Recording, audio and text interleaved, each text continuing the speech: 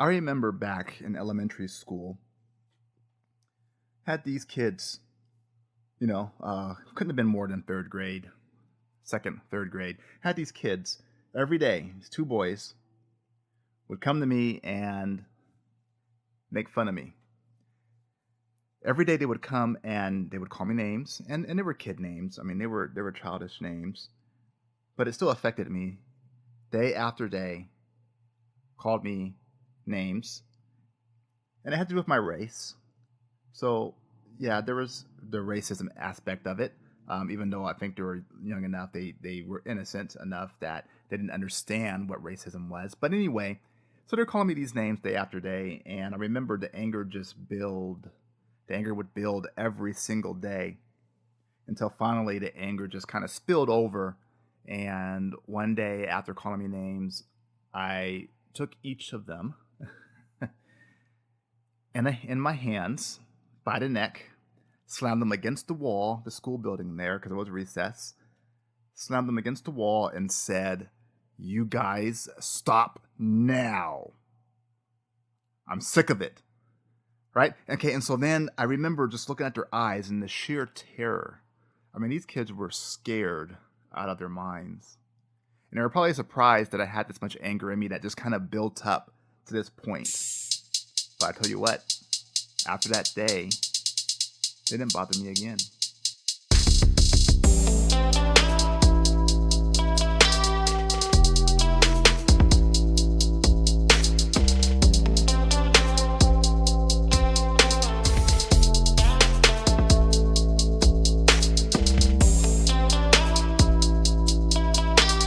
Welcome to the Rodney Hill Podcast. Check me out at rodneylspeaks.com.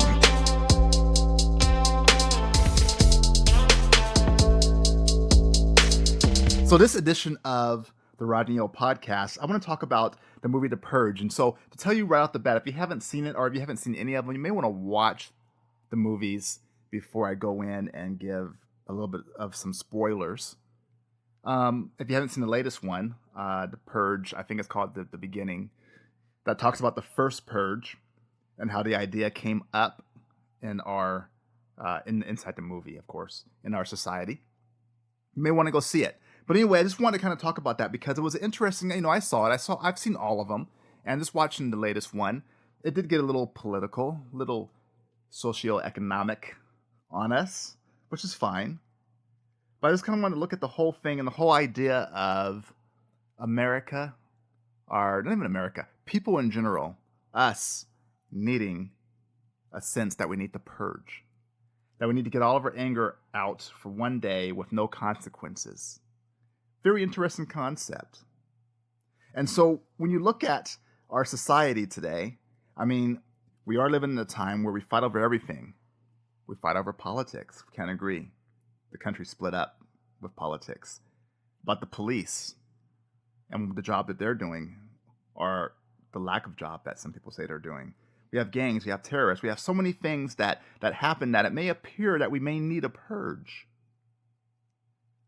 But I want to take it from a different angle, and let's kind of look at this and kind of talk about this thing quickly about the purge and why what's the reason why they had a purge in the first place. And the reason is population and violence were getting high. And so they were getting out of control. That they were saying we need to find a solution or else we are in trouble as a country. So what they decided to do was to have a purge. And the idea behind the purge was all the people who were poor, that were leeching off society, that were getting handouts that the taxpayers had to pay. The burden of America would just kill each other. And so that will kind of solve the problem. But what happened when they had the purge and when they began the purge and everything was illegal, they found out that these people in these neighborhoods were having parties. They were celebrating. They were having fun. And not many people went out to purge. And that goes to the concept, and I thought that was very interesting that they portrayed that in the movie, because I think at the core of ourselves, the core of humans, the core of us, we're good rather than evil. And so let's take a step back, okay? Because the law said they can go out and purge, right? But I say the law is just a guide. I think the law is neither right nor wrong. And you can say, how can you say that? Of course, if you break the law, you're wrong. Yeah, you're wrong according to the law. But the law, in this example that I'm talking about, the laws of America, it's a guide. It's to tell us what we can and what we cannot do. Think about it. Legalize marijuana. Right or wrong, it just tells you what you can and cannot do. But here's the major one. At one point in this country, slavery and segregation were legal. Now, clearly the laws do not set morality. Now, there is a certain level of morality in the laws, right? But the laws aren't moral per se. Some are, some aren't. But it's just a guide. And so you have to think about mankind. Where does mankind draw its morality from? And I say it's from within. And of course, I have to share, I'm a person of faith. I have to share the biblical part of it, even though this isn't a biblical podcast. But I would say that we are made in God's image, so we are inherently good. Now, there is sin and evil and everything else, and we do bad things. But I can say, and for those of you who are, Christians, you can be made good, be made right, so forth with our Savior. But anyway, going back to that, is if you think about this now, if you think about the law and everything else, and even in the Purge movie, the whole idea of this purge and this idea of killing off people came from somebody who was mentally ill. Okay, that's a little different. You're going to have extremists on each side. You're going to have people that are kind of sick in the head, but it's not the majority of society. And so when you think about 9/11, right? What happened at 9/11? When you think about the marathon bomber and everything else, out of those things where you had some extremists take some measures, you saw what? You saw people who were brought together for the common good, for each other. When there's earthquakes, what do you see? People come together for the good. Okay? And you may say that riots and protests and gang violence and other things prove this otherwise, that those things exist and so those people are evil and bad. But just like in the movie, what happened was when they decided to send people into these neighborhoods to create trouble and chaos, the people in the neighborhoods pulled together. The drug dealers of the neighborhood, who ironically were poisoning their own people, decided to pull together and work together for the good. You see these riots, these protests, and these gang violence, most of the time I say they're directed at a certain individual, certain people, right, at each other. But I still feel that that's kind of an outlier. And so, I don't want to get into, internally, there is a brotherhood in gangs and stuff. I'm not trying to talk up gangs and say they're right or wrong. Riots, I'm not trying to talk up riots because certainly looting is wrong. Looting is bad. It has more to do, I think, with, poverty and oppression. But anyway, going back to that, I can still say that people are inherently good, right? So all of us are affected by the laws of this country. So again, like I said, we have to draw our morality from somewhere. And when you think about racism, that's something that's taught. Kids don't know if or how they should hate, right? We need to realize that we all need to get along. We all need to live together. We're all sharing this planet. Each of us has our own ideas of morals and values.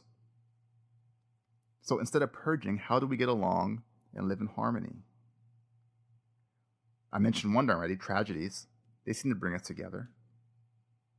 And even the purge, even in the movie, a purge is a tragedy. And it brought the people together as they were sitting there partying.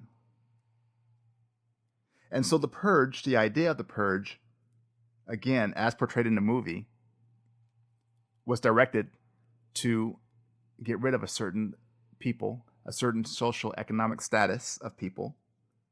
But I say, just like portrayed in the movie, when people need to get together for the common good, they will. It kind of goes with my whole talk about goodness in an earlier podcast. And so when you think about that, you think about the purge, and you think about us, do we need to hold this emotion in? Because anger, believe it or not, is not bad. We are made and created to have emotions, and anger is one of them. It's what you do with that anger that decides on if you're right or wrong. And so, even in the movie where you saw the people coming in, they were paid. They were paid mercenaries to go in and cause trouble. So that brings a whole different element of whether you're good or not. Because if you're paid to do something wrong, will you do something wrong? It really depends on your situation. It really depends on how much money it is. And then who's really doing the wrong there? Is it the person who pays you or the person who carries it out? Or both? Could be both. But as we saw in the movie, the last point about this being moral and morality is they found out that a lot of people were still covering their faces and wearing masks as they were purging. Now, it's legal. Why would you cover yourselves and hide? I thought that was a very good point, a very good part of the movie. And the reason is you have your own shame, you have your own kind of morals, and if you're going against that, you want to wear a mask and hide. It's almost like you're a different person. It's almost as you're not acting the way you were created, that you're not acting the way that you know you should act. And so with that, we talk about next steps, and us as humans, and lately, if you follow me on any of my social medias and everything else, I'm all about promoting motivation and positive vibes. And so one of the things that we need to get to in a point, I may get a little political. I don't talk politics. I do not like politics. But we need to be able to have conversations without too much emotion. And that's hard. Even for me, I'm talking to myself when I say this. That's probably the hardest things to do, is to have a conversation without having the emotions, or too much emotion is what I should say, without going to extreme and getting really angry. But it's really close to people's hearts. It's really close to their core value system and core morals. And that's the reason why they get upset. And so that's why I say, throw out the political parties. I've been preaching this for years. Throw out the political parties, because then you have to decide and you have to listen and you have to understand what each person is running, what their platform is, and decide for yourself who you want to vote for, rather than cheering on a team like it's a football team and standing by your person, your party, no matter what. And then decide what's most important. Living with each other, respecting our neighbors, respecting each other, looking at each other as a human being, somebody who's valued, somebody who's worth something. And I think we'll be good.